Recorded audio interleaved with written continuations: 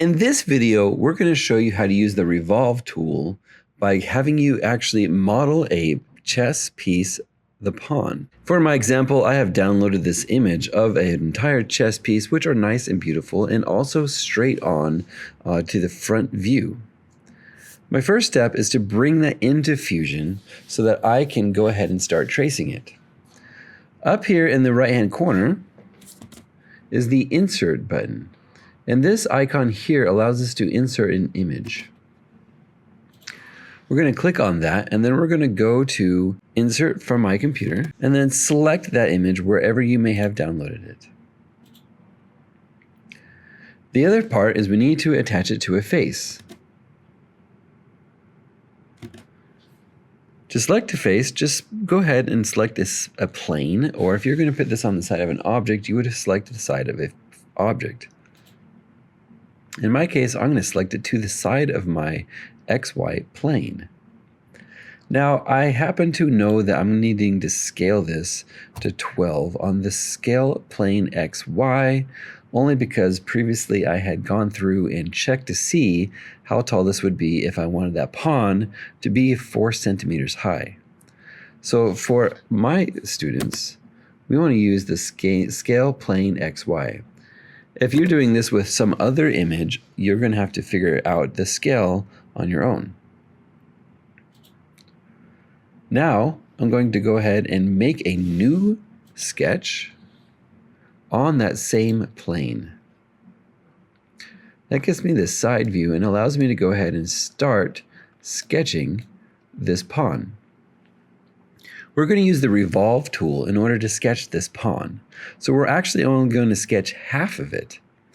First, I'm going to start with a line, and I'm going to actually place a line in the very center of this pawn.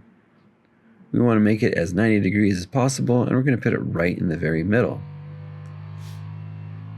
That's going to be the only straight line that I need for now. So I'm going to press Escape to exit that tool. Now here we have some other tools available to us. In this case, since this is a very round, the shape has a lot of curves, I want you guys to become familiar with the arc tool. There's a couple of different ways of using the arc tool. One is the 3-point arc, the center point arc, or the tangent arc. The 3-point arc works where you select one side of an arc, and then the other side of the arc, and then you move your mouse in order to create the center arc itself.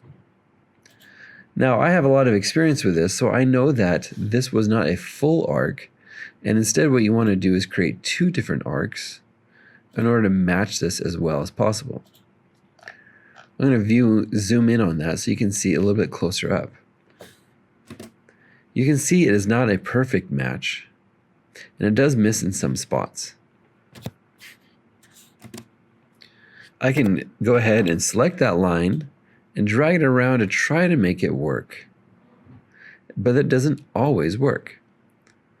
You can also try to redraw that line if necessary,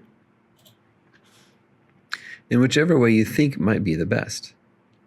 If we used a center point arc, we can try to draw in the middle of this shape, and then draw the top, and then go around to try to make a perfectly round arc. But this particular shape is not perfectly round. So I'm going to go ahead and use this other fit point spline. The fit point spline creates a spline through a selected fit points.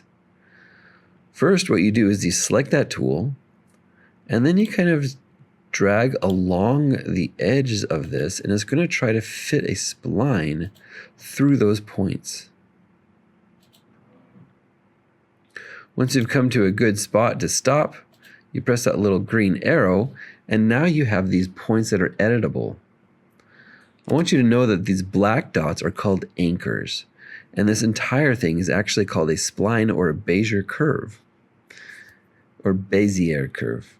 So these anchors are the points that we clicked, and then these green dots represent handles, and they represent how we're getting from one dot to the next.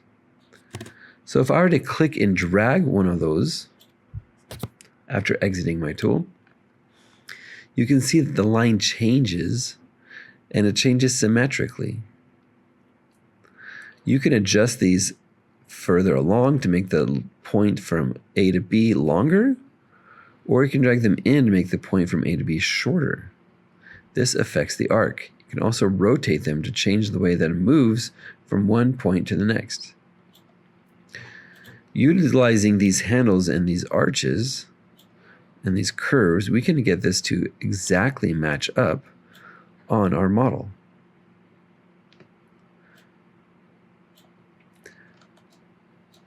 Once we have what we'd like here, go ahead and change this a little bit. We can go ahead and continue our curve.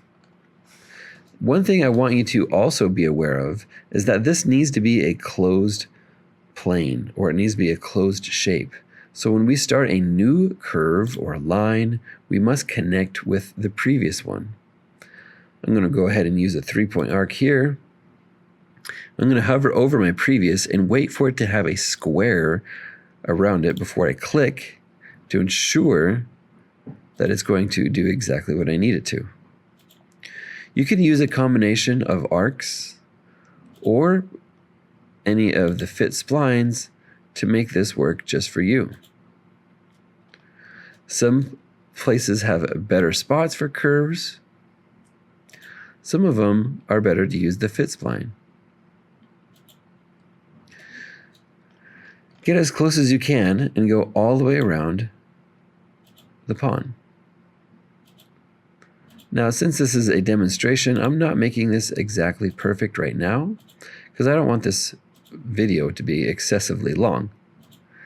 But you should go back and try to make these as well-rounded and as well-formed as possible.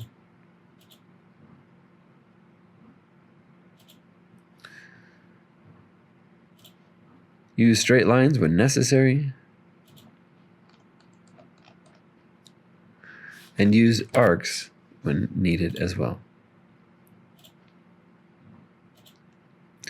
Always come back to the original point at the end. That way we end with a closed shape.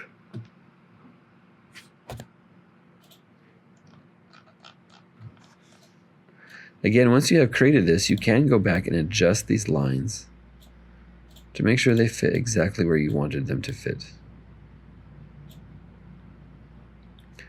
Great.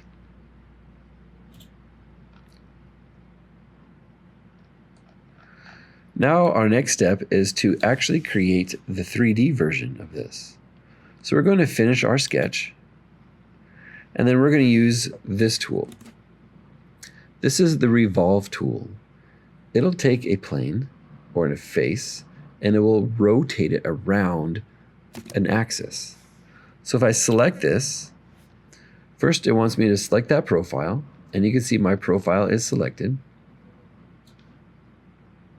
And then you're going to select the axis that it's going to rotate around. Now, you can make this a full or partial. And just for demonstration purposes, if I made this a partial, you can actually see me dragging around. You can visualize how it is creating that shape. Since this is a pawn and we do want it to be full, I can go ahead into the extension type and simply say full. I also want to make this a new component because it will be a separate piece than all my other pieces. And then I click OK. Now that I have that, I can activate that component. I should rename it as the pawn. And now I have a 3D model of my pawn. And this same revolve trick will work for many parts of our other chess parts, especially the rook, except for the squares that are cut out, the bottom part of our knight, most of our bishop, except that we're going to make a different plane to have a cutout, and then the queen and the king will have different tops. But other parts and a majority of these pieces will use that revolve tool.